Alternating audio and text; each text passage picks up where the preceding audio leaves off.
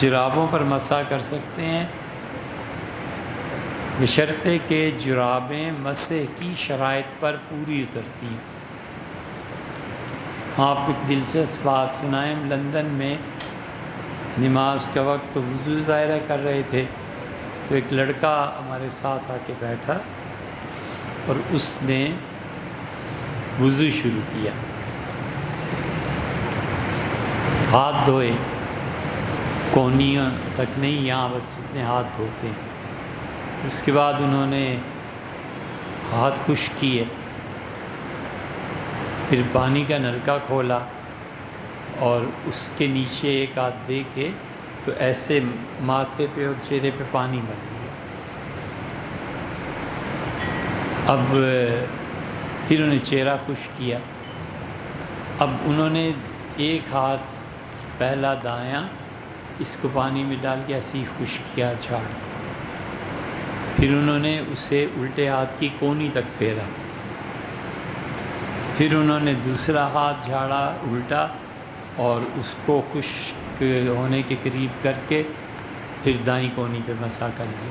پھر ٹوپی تھی، شدید سردی، ایسے ہی ذرا سا کیا انہوں نے، اور بوٹوں اور جرابیں یہ جو اونی سوتی ملتی ہیں اسی پہ ہاتھ پھیرا اور ٹیشو پیپر سے گیٹ اپ درست کیا اور کنگھی کی اور نماز پڑھنے کے لیے چلنے لگے۔ میں نے ان سے پوچھا کہ یہ کیا چیز تھی جو آپ نے کی؟ فرمایا وضو تھا۔ کہ ماشاءاللہ، تو یہ کونیوں کا کیا ہوا؟ کہنے لگے میں دین کو بہت پڑھا ہوا ہوں۔ آپ کون صاحب ہیں؟ میں نے کہا میں جو بھی ہوں یار، لیکن ایسے ہی پوچھتا ہوں کہ کیا؟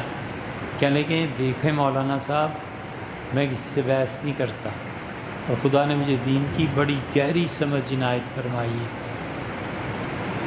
موزوں پر مسح جائز ہے اور سر پہ مسح بھی جائز ہے۔